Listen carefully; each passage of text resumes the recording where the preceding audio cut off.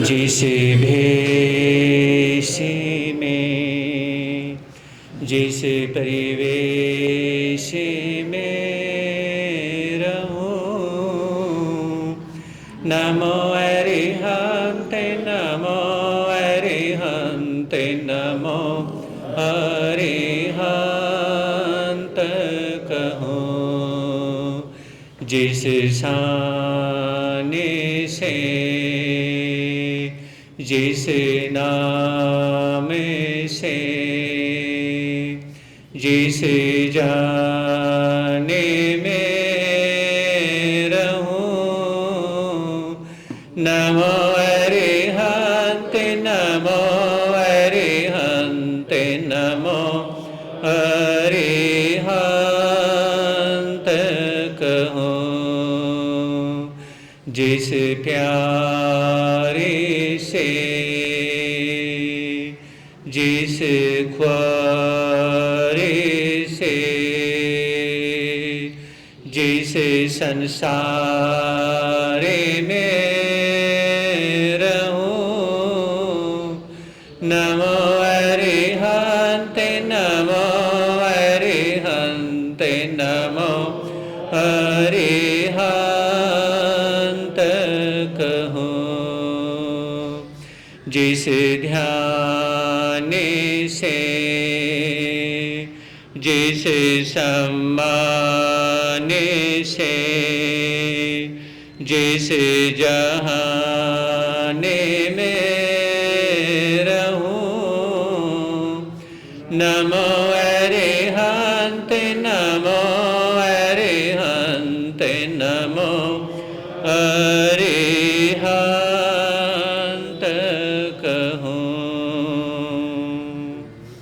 है समय नदी की धार के जिसमें सब बह जाया करते हैं। है समय बड़ा तूफान परवल पर्वत झुक जाया करते हैं।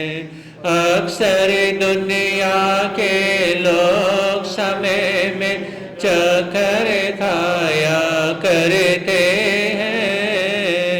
लेकिन कुछ ऐसे होते जो इतिहास बनाया करते हैं, इतिहास बनाया करते हैं।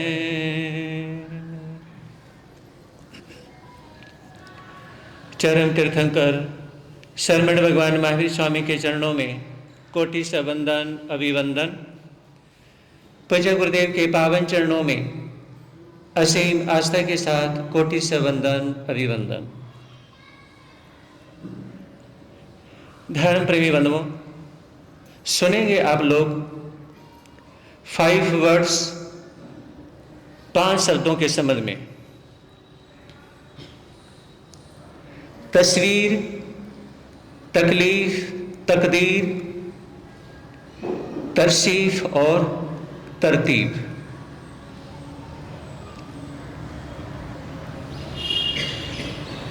थोड़ा थोड़ा इन 5 वर्ड्स में बहुत कम फर्क इनमें दिखाई देगा बोलने में, लेकिन जैसे ही हम इन 5 शब्दों पे चिंतन करते हैं तो बहुत ज़्यादा डिस्टेंस लगेगा, बहुत ज़्यादा फर्क महसूस होगा।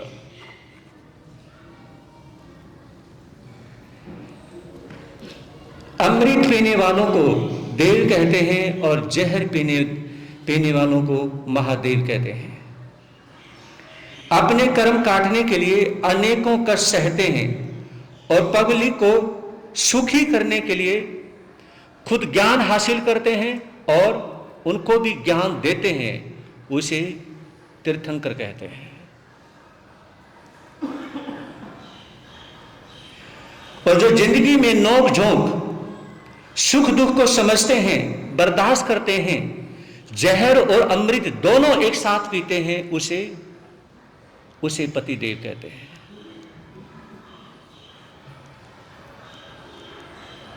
विचार करिए, तस्वीर,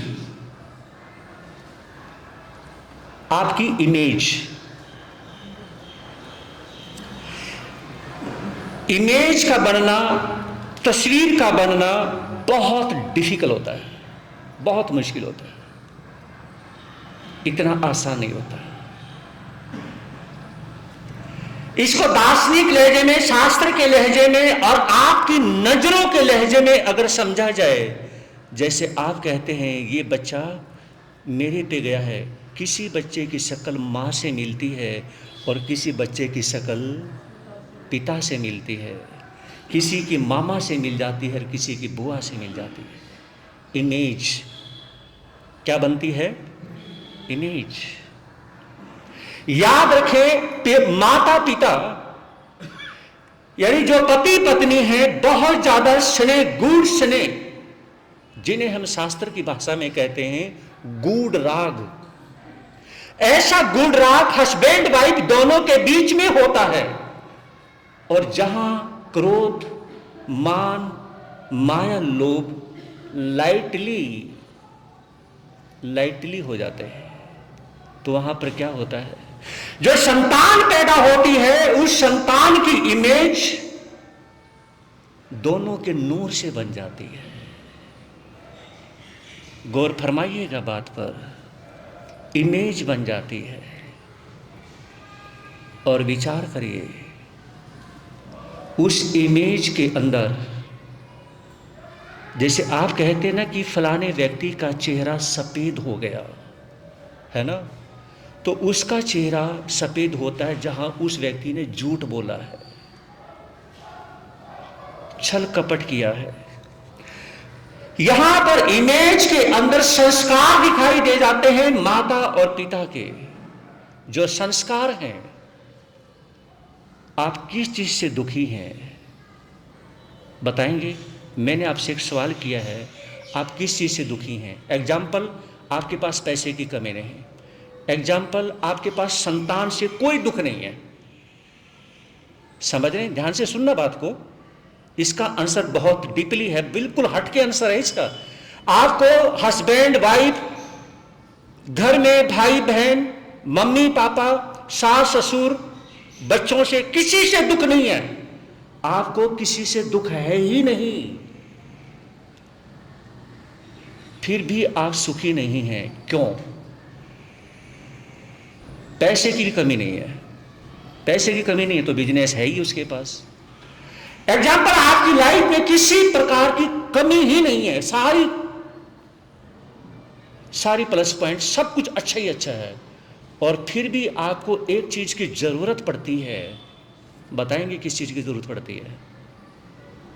आपको रिश्तों में प्यार की भी कमी नहीं है। मैंने कहा कि जो आप चाहते हैं आपको सब कुछ मिल गया, फिर भी आपको एक चीज की जरूरत है। बताओगे? बताओगे? एक चीज की जरूरत है, और वो क्या है? दूसरे के दिमाग में हमारी इमेज बनना। जरूरत पड़ती नहीं पड़ती?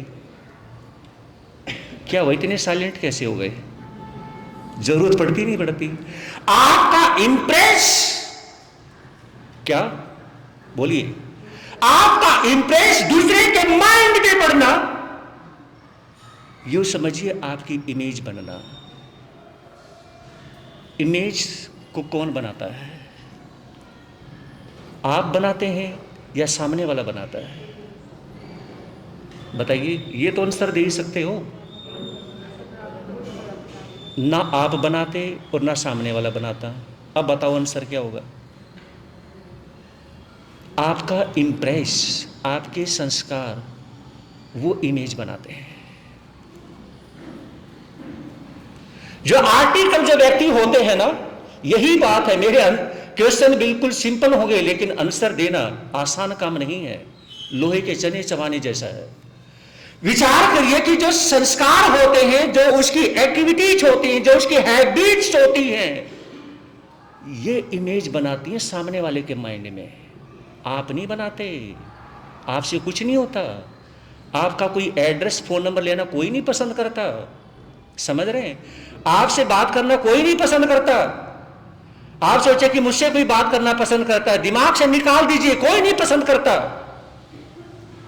आपके पास जो प्लस पॉइंट हैं, वो प्लस पॉइंट सामने वाले को इम्प्रेस कर देते हैं, और वो व्यक्ति इम्प्रेस होता है तो फिर क्या होता है, इमेज बनती है। समझ गए?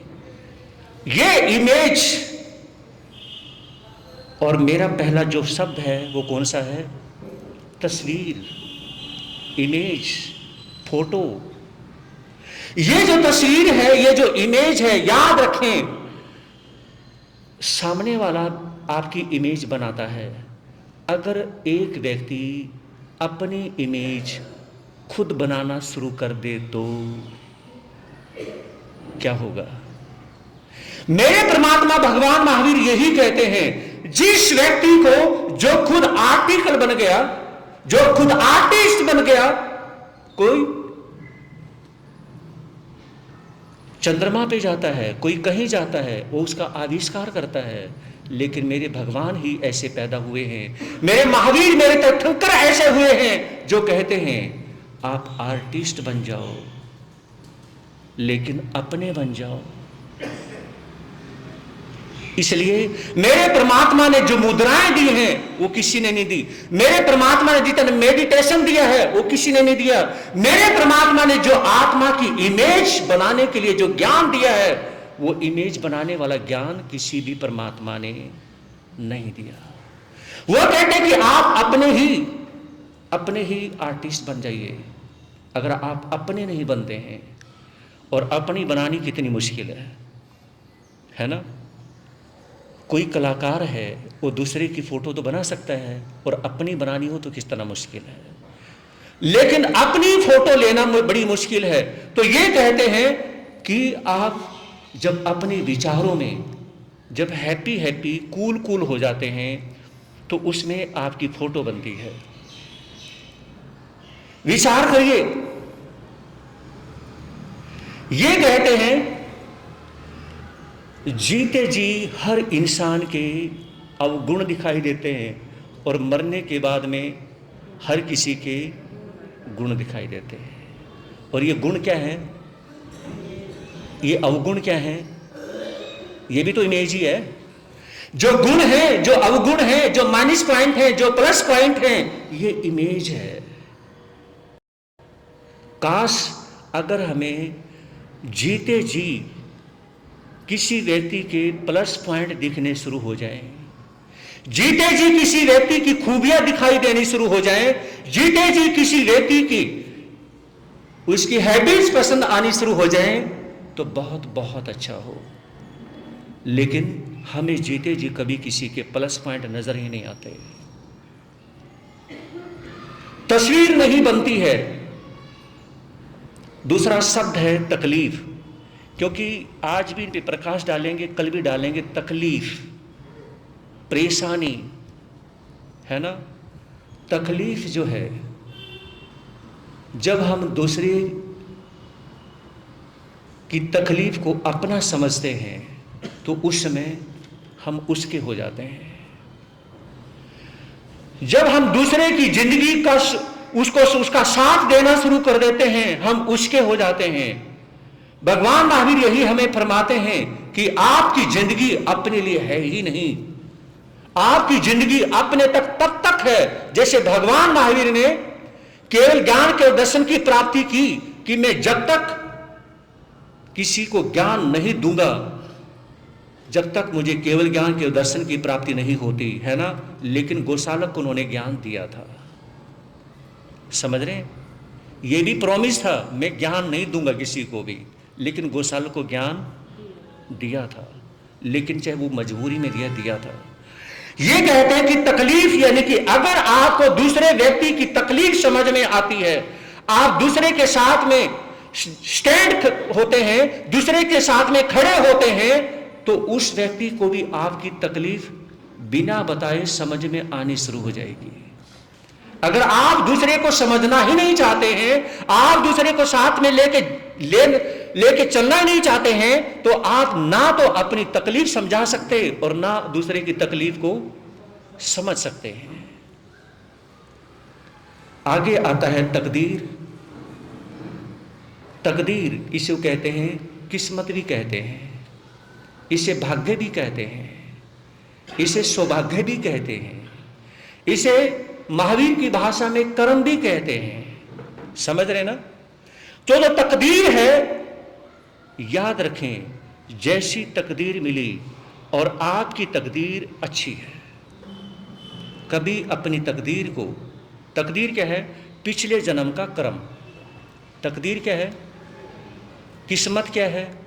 पिछले जन्म का कर्म। और वो कर्म क्या है? कर्म उसमें बहुत ज्यादा पुण्य है, क्योंकि बहुत ज्यादा, यानी कि आपकी आत्मा ने जो हजारों हजारों जन्मों में जो पुण्य इकट्ठा किया था, उस पुण्य को आत्मा ने बेच दिया। उस पुण्य को आत्मा ने क्या कर दिया? बोला करो ना। उस पुण्य को आत्मा ने क्या कर दिया? बेच दिया। वो पुण्य छोड़ दिया और आत्मा ने उसके बदले में क्या ले लिया? मनुष्य गति का शरीर ले लिया। यह मनुष्य गति का जो शरीर लिया है, क्योंकि आत्मा ने पुण्य को छोड़ दिया है, क्योंकि जो पुण्य था वो सारे उस पुण्य के बलबूते पर यह मनुष्य गति का शरीर मिल गया।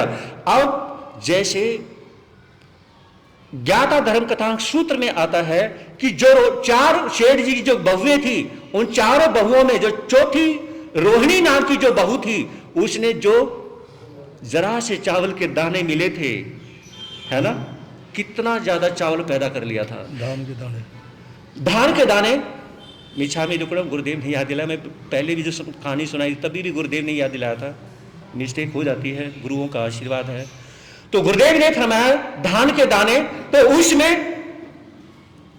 जिस प्रकार से जरा से चावल के दानों में, धान के दानों से, यानी कि जो इतने सारे धान पैदा किए गए, उसी प्रकार से आपका अनंत पुण्य था और अनंत पुण्य की वजह से आपको मनुष्य गति का चोला मिला। लेकिन याद रखें, जितने पुण्य से मनुष्य गति का चोला आपने खरीद लिया, ध्यान से सुनना, उससे भी अनंत पुण्य आप इस मनुष्य गति में, समझ रहे ना, जितने अनंत पुण्य से आपने मनुष्य चोला खरीद लिया है ना, तो उससे अनंत पुण्य आप रोहिणी की तरह, उस बहन की तरह, उस सेठ की बहू की तरह आप भी बहुत सारी धान की बोरी पैदा कर सकते हैं। बहुत सारा अपना पुण्य, जितना पुण्य से ये खरीदा है उससे अनंत पुण्य ज्यादा और ज्यादा कमा सकते हैं। तो ये कहें जब, यानी कि, लेकिन वो एक शर्त है, जो रो रो करके, जो शिकायत करते करते, रोते रोते, तड़पते तड़पते, भूनते भूनते, जलते जलते जिंदगी को जीते हैं, वो पुण्य नहीं कमाते। जो ठोकरें खा खा करके आगे बढ़ते हैं वही पुण्य कमाते हैं। आगे है, अगला वर्ड है तरसीफ।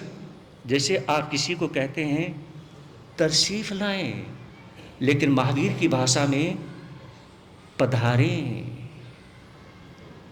जैसे साधु साध्वी जब घर पे जाते हैं तो आप तरसीफ किसी और के लिए वर्ड यूज कर सकते हैं, लेकिन साधु साध्वी के लिए ये जो ये वर्ड है वो होगा गुरुदेव पधारें। लेकिन आप सिर्फ पधारे नहीं बोल सकते, गुरुदेव पधारें, कृपा करें। कहने का तात्पर्य यह है कि तशरीफ लाना, पधारना, वहीं पर तशरीफ लाएं, वहीं पर जाएं जहां पर सम्मान होता है। और एक बात कहना चाहूंगा, संतों के पास, साधु साध्वियों के पास बिना खबर करवाए दर्शन करने जाया करो, और जो आपके रिलेशन हैं वहां पे फोन करवा के जाया करो। बात समझ में आई क्यों बोला मैंने? अगर साधु साध्वियों के पास में बिना खबर करवाए जाओगे, सरप्राइज दोगे, यह सरप्राइज का साधु साध्वी का ऊपर आपके गिफ्ट का इतना बड़ा फर्क होता है। मैंने तो खबर भी नहीं करवाई, और ये श्रावक ये श्राविका, ये माता बहन फिर भी दर्शन करने के लिए आए, वो आपसे और ज्यादा स्नेह करते हैं। बिना खबर करवाए मेरे पास आए तो बहुत ज्यादा आपके प्रति रिस्पेक्ट, प्यार होगा। ये होगा कि इस श्रावक के पास में आगे से मैंने खबर करवाते रहना है। क्यों? क्योंकि जब भी आते हैं ना मेरे पास बिना खबर करवाए आते हैं, तो साधु साध्वी बहुत ज्यादा खुश होते हैं। और बिना खबर करवाए अपने रिलेशन में जाओगे तो कम से कम फोन तो करवा दिया होता, है ना, कोई नहीं पूछता। समझ रहे हैं मेरी बात को? कोई रिस्पेक्ट नहीं करता। लेकिन हमारा उल्टा होता है, हमारे पास में बिना खबर करवाए आओगे तो हम और ज्यादा रिस्पेक्ट करते हैं। और अगला है तरतीब। तरतीब का क्या मतलब होता है, बताओगे? तरतीब, इसका मतलब होता है सलीका। इसका मतलब होता है, जैसे कहते हैं ना, बैठने का सलीका, उठने का सलीका। मेरे महावीर यही तो फरमाते हैं ना, 5 समिति और 3 गुप्ती में तरतीब। क्या आपको तरतीब भी नहीं है? क्या आपको सलीका नहीं है? मेरे महावीर टोक देते हैं, तरतीब अपने अंदर रखें। आपके अंदर तरतीब होनी चाहिए, उठने बैठने, खाने पीने, सोने जागने, चलने फिरने की। मतलब सलीका, बैठने का, हर कार्य करने का सलीका। 5 समिति और 3 गुप्ती। आज हमने ये मंच तैयार किया, कल इसके बारे में विशेष प्रकार से हम ग्रहण करेंगे। इतना ही। अब चलिए लेके चलता हूं आपको अयोध्या में, जहां पे राजा हरिश्चंद्र महलों में पहुंचने ही वाले हैं और तारा इधर से इंतजार करते करते जैसे थक चुकी है। तो उसमें क्या होता है, पति को सम्मुख लख रानी के नहीं हर्ष का पार रहा, नेत्र युगल के अश्रु रूप में झरझर प्रेम प्रवाह बहा, पति के चरणों में वंदन कर पूछी वनगत सुख साता, गदगद होकर हरिश्चंद्र भी बोले कौशल के त्राता।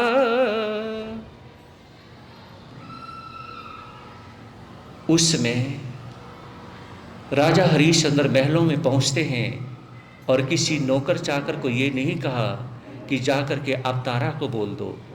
उन्हें सोचा मैं अचानक तारा के पास में पहुंचूंगा, देखूंगा क्या फील करती है ना। तो उसमें जैसे ही हरिश्चंद्र पहुंचते हैं और तारा ने अचानक एकदम से अपनी आंखों के सामने जब अपने पति को देखा, तो कई बार आपके साथ भी होता है कि कोई ऐसा कार्य हो जाए जिस कार्य के करने से बहुत ज्यादा आपको खुशी हो। तो कई बार ऐसा बहुत बड़ा कार्य हो जाए तो उसमें यानी कि रोना आ जाता है, खुशी के आंसू भी आ जाते हैं और हमारे फेस पे मुस्कुराहट भी होती है और हमें रोना भी आ रहा होता है, आंसू भी आ रहे होते हैं। और ये कहना चाहूंगा, जो गम के आंसू होते हैं वो गर्म होते हैं और जो खुशी के आंसू होते हैं वो ठंडे होते हैं।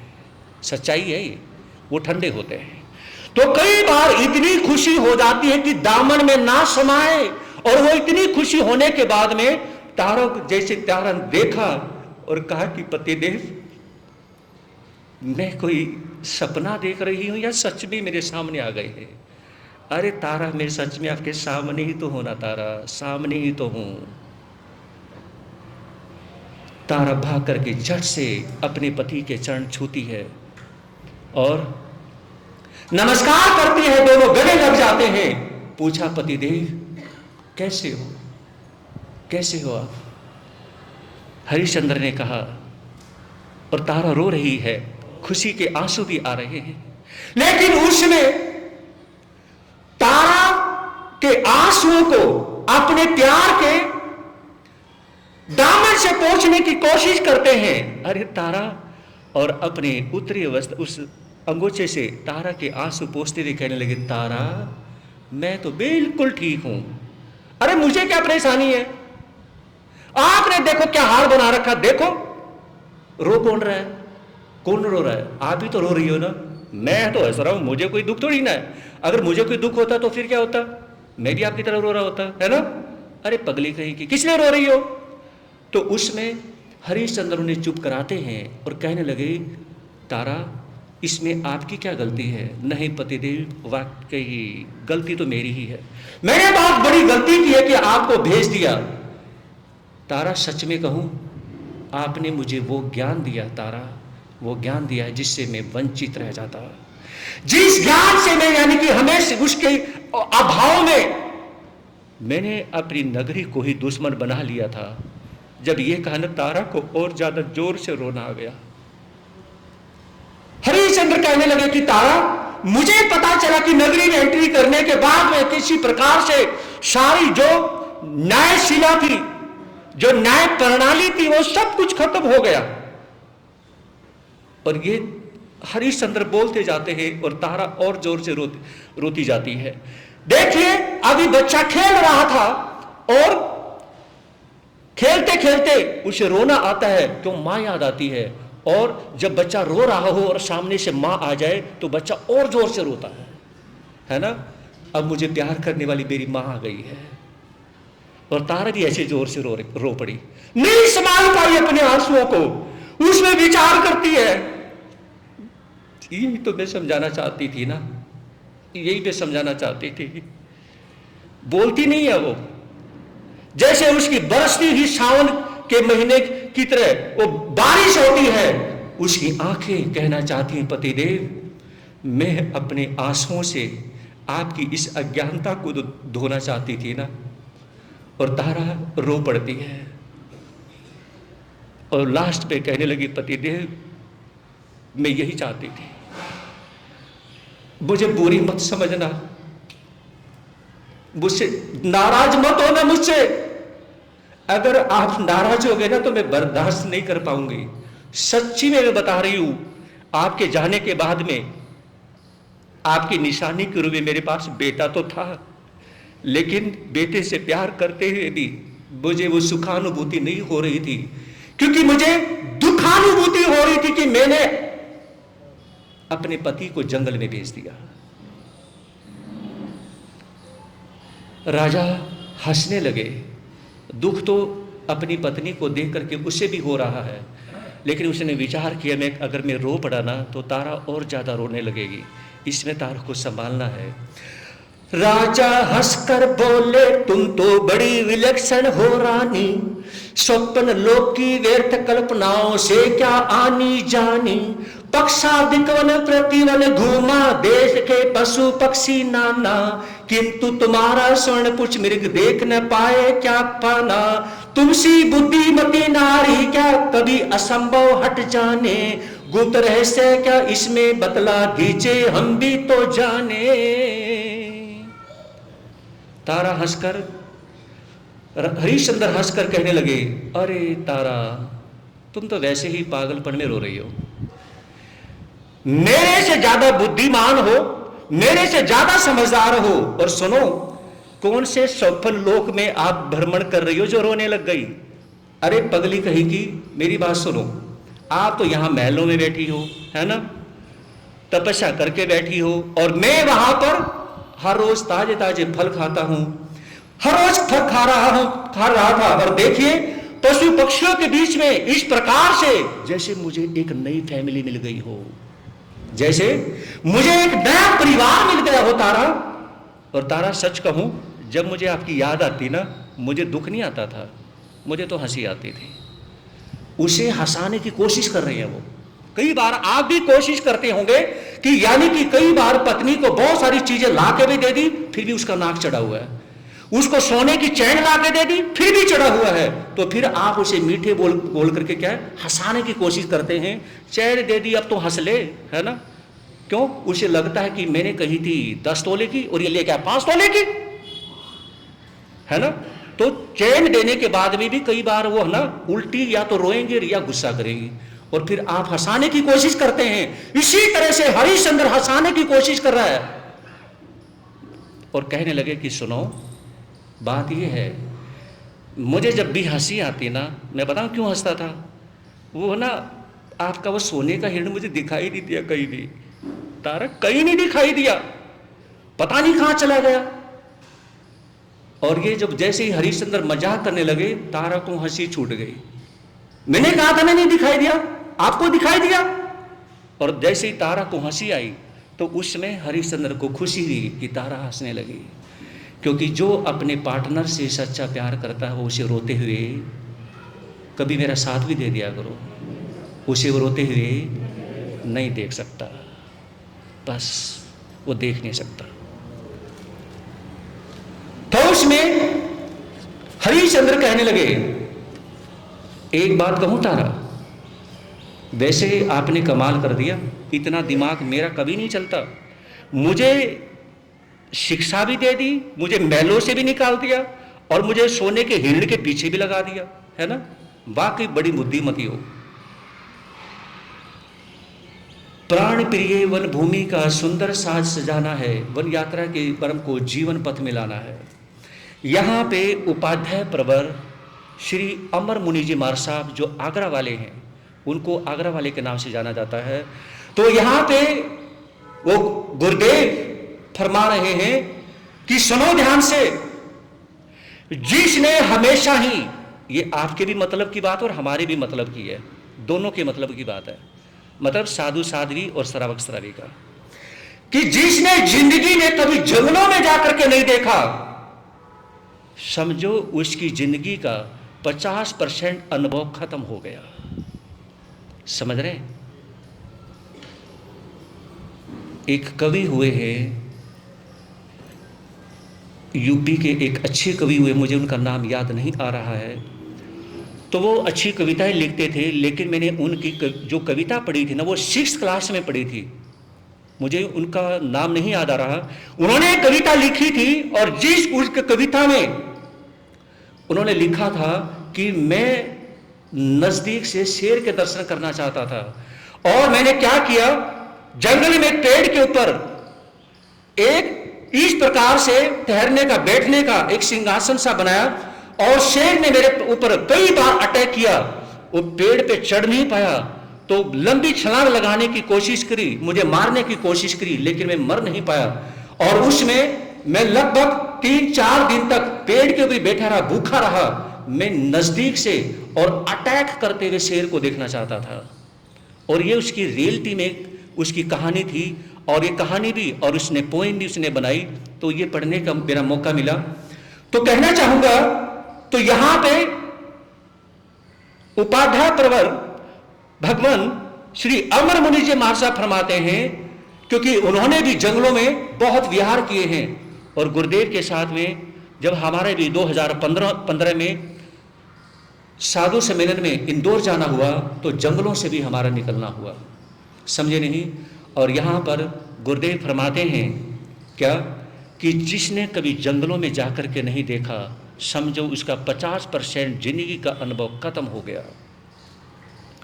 क्योंकि जंगलों की जो जिंदगी होती है वो बिल्कुल डिफरेंट होती है।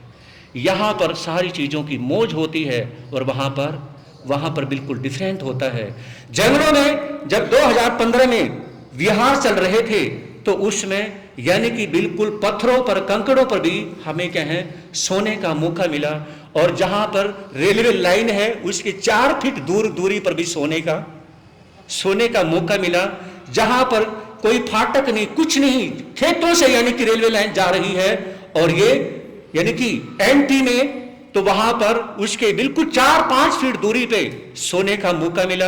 और देखिए, सड़क से 4 फीट दूरी पर, यानी कि जैसे आप देखते हैं बहुत से सड़क पर क्या है, सो रहे होते हैं, ऐसे सड़क के किनारे 4 फीट दूर, बिल्कुल 4 फीट दूर सोने का मौका भी मिला गुरुदेव के साथ में। और चीरने वाली, बिल्कुल सीने को चीरने वाली ऐसी तेज हवा जनवरी के महीने में क्या है, शीशी हो रही हो, इतनी ठंड में क्या है, बिल्कुल रोड के किनारे भी सोने का मौका मिला। ये कब? 2015 में। कहना चाहूँगा, जंगलों की जो जिंदगी होती है वो बिल्कुल ही क्या है, बिल्कुल ही डिफरेंट होती है, लेकिन बहुत अच्छा लगता है। गुरुदेव के साथ में बहुत कुछ सीखने का मौका मिला। और आज इतना ही, सभी मिलकर के 2 लाइनें बोलेंगे। 100 वर्ष की जिंदगी से अच्छे हैं धर्म के 2, आवाज नहीं आई। 100 वर्ष की जिंदगी से अच्छे हैं धर्म के 2, जिंदगी की हर खुशी से अच्छे हैं धर्म के 2 4 दिन।